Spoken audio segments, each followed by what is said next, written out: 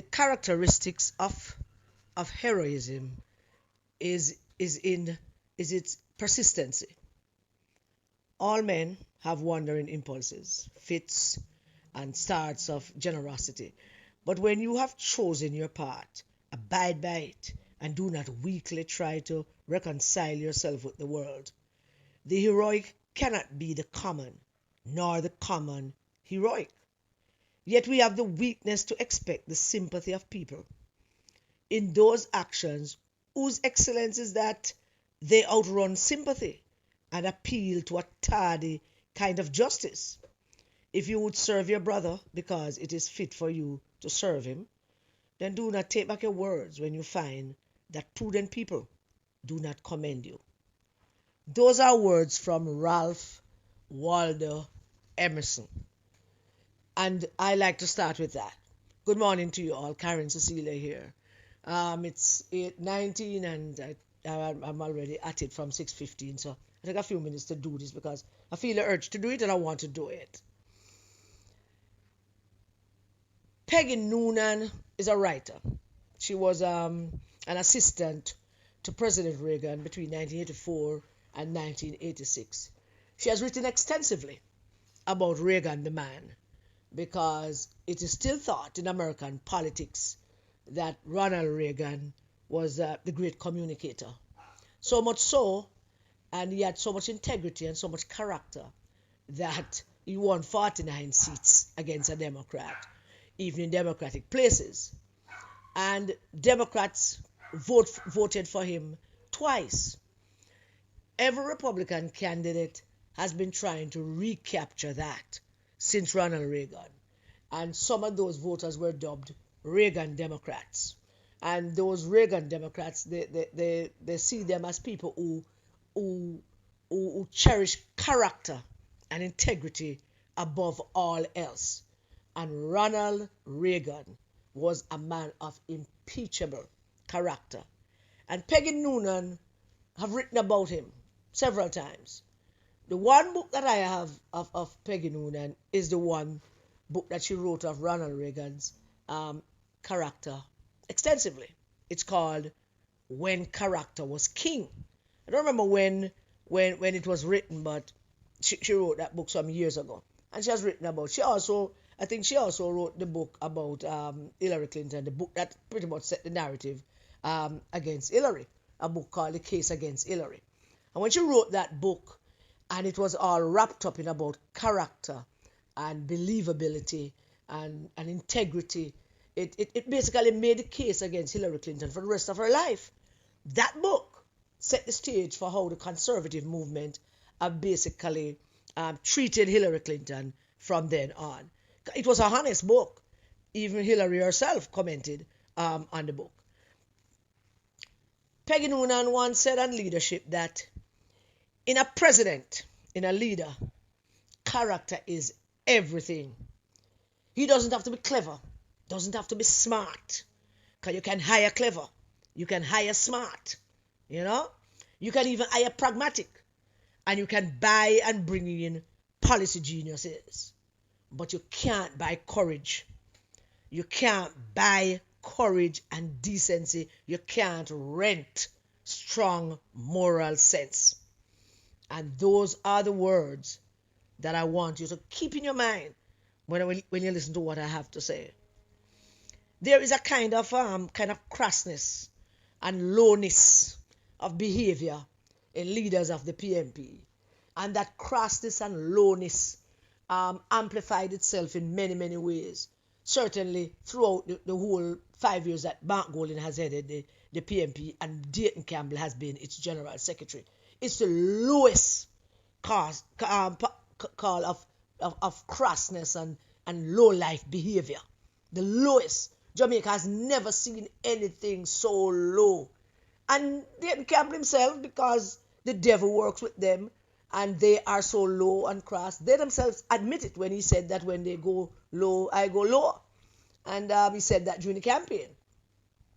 And those things, they will never be able to outrun those things because of how they started and because they have absolutely no character.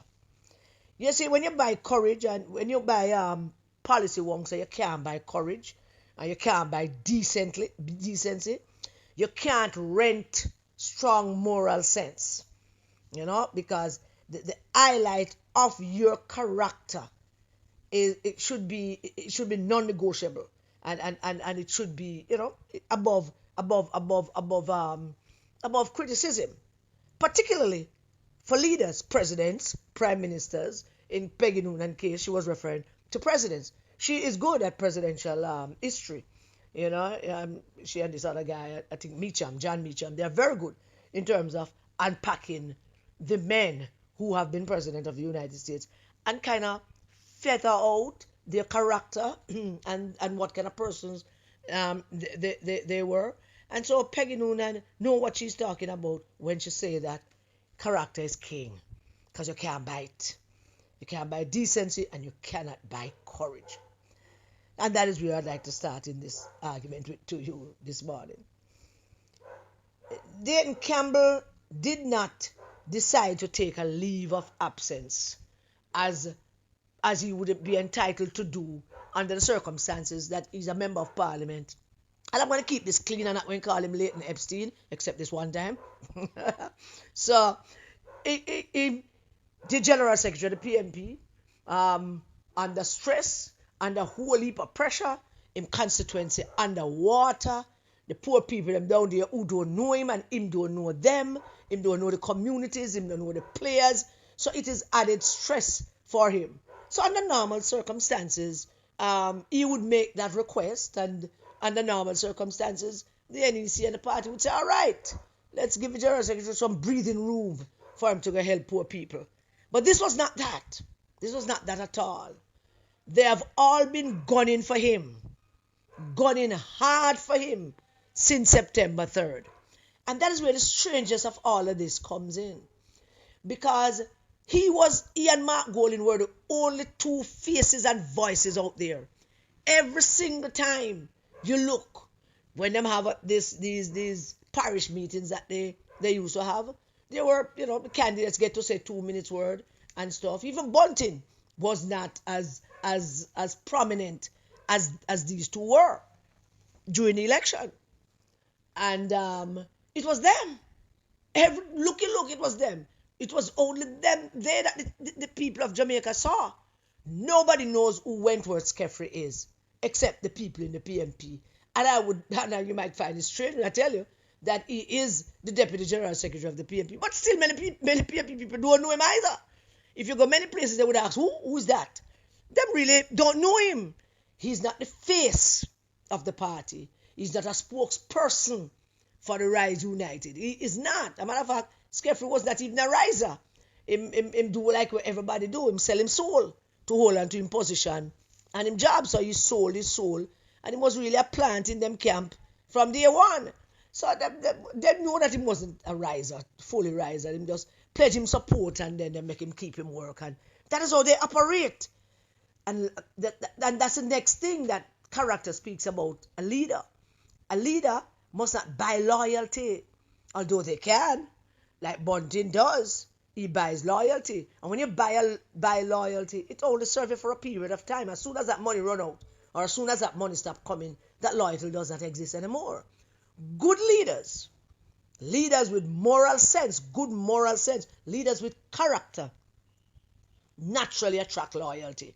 And so, them don't have it and them don't get that. So Skeffrey, really not the man that to be blamed for all of this, but they chose to blame him. They announced at first that him taking some time to reflect. Reflect on what I do not know. Because you can only take some time to reflect if you're the leader or you're the General Secretary. How on God's earth you get a Deputy General Secretary to go reflect on the loss of an election that, from all indication on what they have been doing for the last 5 years, that they thought that they should have, swooned to power. Easy. And they probably would have had that opportunity had they not, elected Mark Golding and have Dayton Campbell as General Secretary. So there, he was not given an opportunity to take a leave of absence. He was fired. He was removed. He was told that this is untenable. But then again, how you reach there, sir? Because you lost an election which you probably should have won. If you talk to political people and the way them beat up Mr. Holness, the way them put him against the fence, the way them whamp and member of parliament, I mean, under normal circumstances, leaders with character and integrity would have rode that in a decent way and actually be in a position to win, but they couldn't because they have no character. They have absolutely no character and no decency about them. And yeah, the PNP people, them can hug them up. You can keep them. You can stay over there with a die-heartedness. You and them. And that's all you will ever get. That me a die-hard PNP. And you can defend pedophiles and rapists. And defend a wicked, evil grandson of a slave owner. Go right ahead and you can do that. He was never, ever safe since September 3rd. He was one out there. We're going to sweep Manchester. We're going to sweep St. Elizabeth. Couldn't find no broom. So none of those places got swept until Melissa showed up. So he was the face out there. Every news media talking to the leaders of the party about the general secretary, about the general election, them talk to the general secretaries. There were instances where him and Mr. Chang was in discussions and on television, and every time the news media want to find out anything, they talk to general secretaries. The general secretaries of both our political parties are the campaign managers. Automatic. It is automatic because the general secretary is basically the CEO of the company if you put a political party in the state of being a company. The general secretary is responsible for the management of the election, candidates, messaging, data management, communication, pretty much everything. Of course, him can divest some of that to other competent people, but no matter what, he is still the face of the campaign. So, the PNP need to ask, the PNP people need to ask themselves, how Skeffrey get blamed for this? Skeffrey was just an overweight, big belly, sellout, treacherous man who sold him soul for him job and in position. That's all he ever was, and he sat on the EAC, a position he got under Peter Phillips, and he was allowed to stay because he sold his soul to Bunting and Mark for that. How do you go from the general secretary being the campaign manager to Skeffrey taking the blame for the loss of an election? But that's not only the thing that you PNP people must ask yourself, and I know most PNP people do not like Maureen Webber at all. Matter of fact, some of the people in the leadership of the PNP don't like Maureen Webber either. So that is not a strange thing. Them don't like her. She's full of shit. Truly full of shit. And she's not likable. She's not a likable character. 1 minute she would try to be likable, and then her natural instincts just kick in, and she just piss off somebody with something that she really shouldn't say. In the campaign, Maureen Webber was the chief technical officer. I don't know if her boss was Dayton Campbell, Mark Golding, or Peter Bunting. If I was to make a guess, I would say Peter Bunting was her boss. I would put that squarely and say he was the one she must be having discussions with on a daily basis. But she was pretty much giving everything to just have a free run of the whole thing and go win the election. And from all indications in terms of data management and workers training and a proper workers manual and communication with the constituencies and the candidates, she was doing a pretty good job from all indication. If you factor those things in place, she was doing a pretty good job in that. She developed this data thing that nobody seemed to understand, so people just go home with it. Instead of saying that they don't understand it, them go home and cuss her behind her back and say she an idiot and she a paper pusher. Maureen is deemed to be competent, and if you consider printing a lot of paper as competence, then she is really truly competent because she print a lot of stuff. She write a lot of stuff, put a lot of stuff on paper, get them print, get them distributed. So if that is the measure of competence, she's highly competent. And so she did all of that. So how then do you move Skeffrey, who is an underling to her, and blame him for the loss of the election and elevate her? So not even a proper coup them can handle because them have the character. Not even a proper coup they can handle. Because this is basically a coup. Because Mark have no talk going forward now. Well, it was becoming irrelevant, quite irrelevant, long time. But him irrelevant from September 3rd when he dropped down at PNP headquarters. He has been irrelevant since. He got more irrelevant when the country faced a crisis and Melissa came and she was heading to Westmoreland to look for Dayton. No doubt in my mind about that. Dayton she'll look for because she knows that him and Sylvia are buddy. And the two of them used to out hunting together. Oh yes, Melissa knew a lot of things. So Melissa was looking for him. And Melissa is truly causing him a lot of grief right now. And so, there it is. Melissa come, mash up the place. Him now want to get a leave of absence, so to speak. But then again, how did you get here? How did you reach here, sir? When you have men of non-character leading you and then saying to you after he lost an election, I'm going to take care of him constituency. A constituency which he knows nothing about, by the way.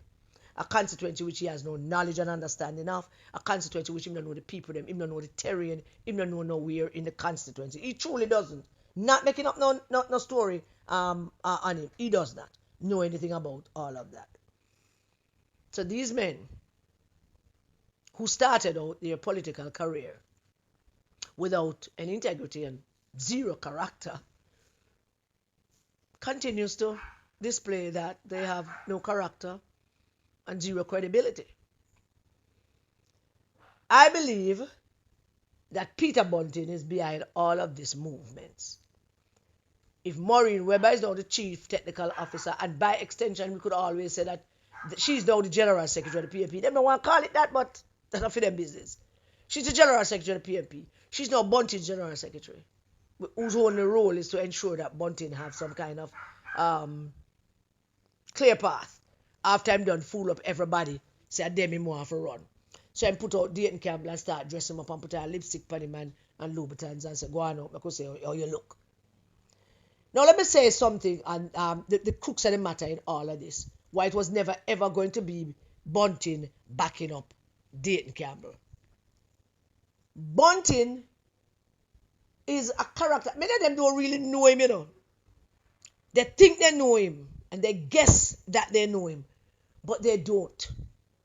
It's just one incident, one simple incident, not simple, but it's that one incident that set Bunting and Dayton at odds with each other.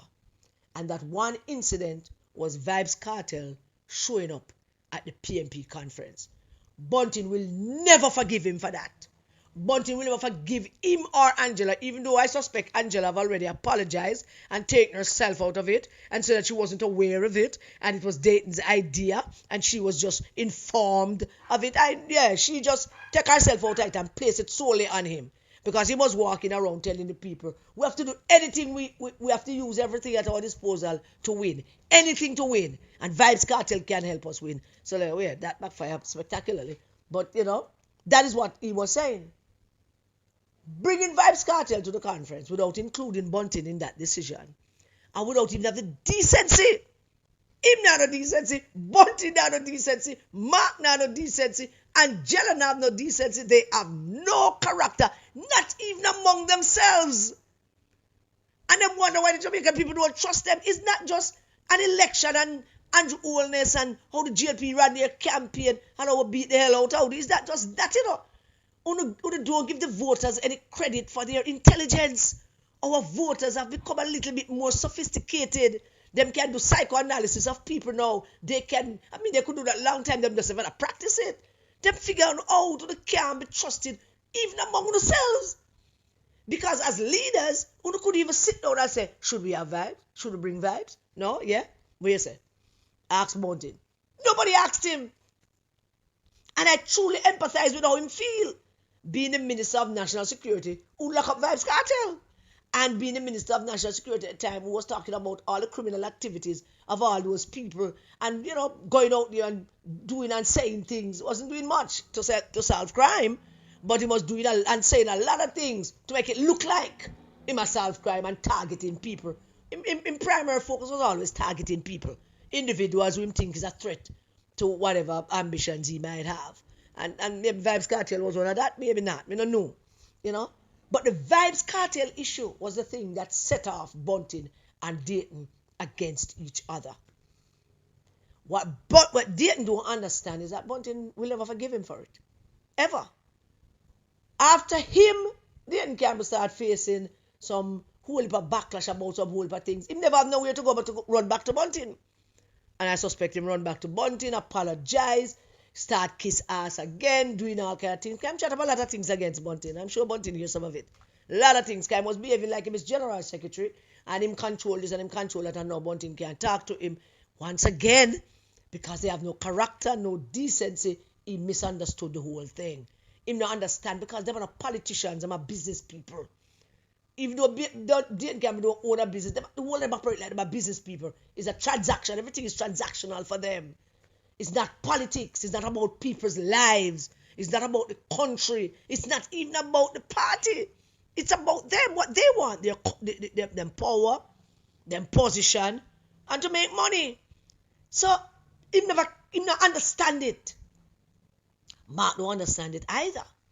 Mark can't handle the loss of the election. He has been having a hard time handling the loss of the election. But we'll get to that another time. So, after all that old Vybz Kartel thing, Dayton Campbell and Bunting really fell out. And for some reason, Bunting believed that they're my friend again. Dayton believed that they're my friend again. But I'd like to advise you, then you're not. Bunting do have you as a friend. Bunting is going to kill you. And I mean that theoretically. I don't mean him going to chop off your neck or anything like that. Not like that. Nobody not going to shoot nobody. But him going to, theoretically end you. Just for that whole Vybz Kartel thing. And this was the first move. So even if they didn't have it in mind, they're going to run for leader, and him control the secretariat, and him have the group delegates and things, my darling, I'm calling you damn piece of shit. You have absolutely nothing. Because Bunting is going to get you for that whole Vybz Kartel thing.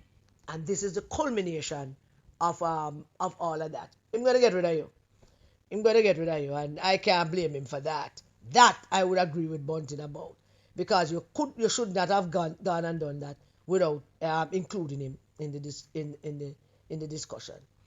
So they have been gunning for him since September 3rd. They wanted to get rid of him. It was not a strategy on his part to leave. That's not how general secretaries take leave of absence. That's not how that works. It is the general secretary who announced those things. The party leaders, all right, you go and announce it, write a letter, do your thing and stuff. Nobody was going to do that for him. All of that was just putting together of something to try to save him, to make him look so bad. But in the end, him still looked terrible. And I would say that, boy, the Three Stooges have nothing on these people. Except that Curly would lick them down with his shoes for being more stupid than him. Because they're stupid. And that is it. Now, one final thing, if I may briefly say. We'll talk about the Collie Smith thing. And I want to just say this briefly. I don't think that people understand the historical and the political and cultural significance of this Collie Smith Drive road fixing. I don't even know if Mr. Holness fully understand it. Although he's pretty smart and can put those things together. How did all of that unfold? I don't think that Mr. Holness sent some man down there to go fix Collie Smith Drive. This is again a war between God and the devil. It is. Always has been. The whole election and still continues to be a war between God and the devil. So what is ever send nobody down Collie Smith Drive to fix Collie Smith Drive? Here's what happened.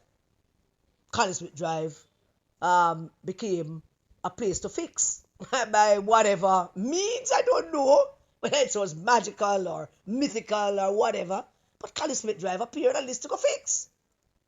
It wasn't Mark. Mark never requested fixing of Collie Smith Drive. Neither did the councillor. Isn't that strange for you? I tell you, say, I got in charge of this thing, I must believe what I tell you. But anyway, the people who fix the road got out there to fix the road. And people said to them, say, what? Cali Smith Drive a fix. So how send to come fix Cali Smith Drive? Because somebody expect to hear that, but the council or the MP send go fix Cali Smith Drive. And the man who fix the drive said, but the government send to fix the road. No, that did it. Pardon me. That did it. You ask who send come fix the road, and you say, why the government send come fix the road? You know who the government is? Andrew Michael Holness. Dr. Andrew Michael Holness. 1 p.m. Oh yeah, and the government that. Everything that's bad, don't blame him. Everything that's good is his as well. So when the man repeat, I say, yeah man, the government send come fix it. The man in the Cali Smith Drive immediately align that to Mr. Holness. What? Yeah man, Janu at the 1 p.m. sending down here. What? Janu, you know from when Cali Smith Drive for fix, so much MPU there and nobody no fix the Cali Smith Drive. And now Brogard come because them use the word Brogard too. Brogard come and fix Cali Smith Drive. The man are the boss man. Yeah man, I'm the bigger boss man. And them video and them viral it and them go with all kind of things. You see how simple that was? One of us see how simple that was. That was simple because that is how God works. And many of you don't understand when I said to you that is where the fourth term loading from. My God, man. It's because you don't know the political history of Cali Smith Drive. Cali Smith Drive is in Trenchtown. Trenchtown is the political birthplace of the PNP. Under Tony Spalding, it is also the birthplace of our cultural icons, Marley and the rest of the crew. Cali Smith Drive is a significant place. Yeah, Cali Smith was a cricketer, but was also come from PNP ends. Trenchtown, the birthplace of PNP politics, the birthplace of Jamaican music and cultural infusion of politics, culture, and reggae music. Let me borrow some words from Joe Biden. It's a big fucking deal. It is that Cali Smith Drive fixed by the government, fixed by the Prime Minister. And when the people ask the question, who send come fix the road? Now, all right, now, let's be reasonable, people. Let us come out of the realm of mythicism or even spiritual. Let's come out of that. Where you see man come fix road, and the community asks, who said come fix the road? Nobody asks who come fix the road. Unless some people are work on the road and say, boy, Patrick said come work on the road, or like when all road fix and people are work on it and them say, we don't know enough. Patrick said, everybody say everybody I work on the road no say Patrick must have something to do with it. But Cali Smith Drive, the iconic, historical Cali Smith Drive, got fixed by the government, elected by the Jamaican people, headed by, I'm so proud to say this, headed by my member of parliament. Oh, the vex. Can't jump off one gully. Or go slide down a Cali Smith Drive. Or better yet, carry on the pillar and go lie down and make a fuss about it. It's a big damn deal that Cali Smith Drive is fixed. And I suspect that in itself, being so historical, is not going to go, not going to get hidden. It's not going to go under the radar. It's going to be very highlighted that people can remember and see that this government of Andrew Holness, Jamaica Labour Party in its third term in office, fixed Cali Smith Drive, never make no fuss about it, never even announce it. Want to talk to me now, man? The only thing I can say this morning, if I'm talking to myself, Lord, it must be you. Because when great things happen, I have no idea why it happened. I just say, Lord, this must be you. Fix Cali Smith Drive. And I want you to understand that it is a big effing deal. It is. And it's not going to end there, I suspect, because it's such a big effing deal. Now, under normal circumstances, when a road like Cali Smith Drive going to be fixed, the normal procedure, well, I don't know if it's a procedure, I think maybe it's a courtesy, is that the works agency or or the government agents, one of the government would get in touch with the member of parliament and say, "Well, come fix a road," and give him an opportunity to stake a claim on it. No, if the government are gonna fix a road out of East Kingston, they're gonna tell Paul well. But nobody told this buffoon that Uno have as leader, Uno PNP people. He never even knows that the road are fixed. Matter of fact, he don't know nothing about the fixing of the road. And as I said, if him submit the road for fixing. Ain't that great? Ain't that something? Ain't that something that we should, when we giving thanks in the Christmas season here, that's one of the things we should have on the top of our list. Yeah? Carly Smith Drive. And Tony Spalding, who him and DK used to say, them are not PNP there, them are socialist. So I can imagine when Tony Spalding uttering those words that him a socialist, when I'm a PNP there, I'm not PNP, I'm a socialist.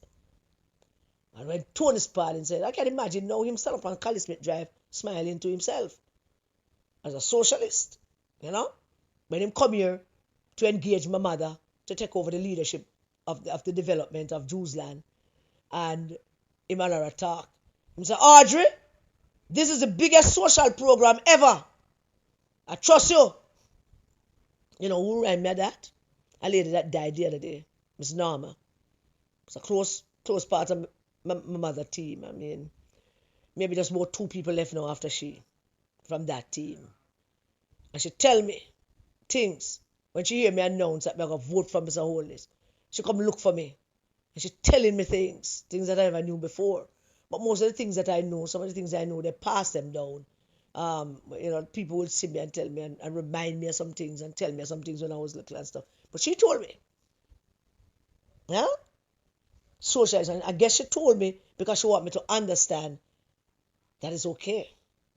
It's a good thing. And she said, must listen to nobody. Don't follow up nobody. Your mother proud of you. Yeah? Carly Smith Drive is a big deal. Dayton Campbell, leave of absence is not a leave of absence. He was sacked, fully fired, got it straight. And Maureen Webber, who has been elevated to the new position of General Secretary, is really the one that lost the election, whatever the strategy was. I know that the people, the money people, them did a quarrel with Angela and the word them about the strategy. And them I say about strategy and a Karen Cross. And I hear that Big Nell asked them, so was expelling Karen Cross part of the strategy? That is funny. Big Nell's trying to defend him money and wondering why them lose. So there. That must be the only thing that we should talk about this morning. I'm not doing any live, but I take this 30 minutes to drink my tea and talk to you a little bit. So there is that. And that's all I have to say for now. All right? But you'll hear from me before Christmas, I'm sure. I'll send you Christmas greetings and stuff. All right? Thank you for listening to my rant. God bless you, everybody. Please do stay safe on the road in Christmas here. And please keep our children safe.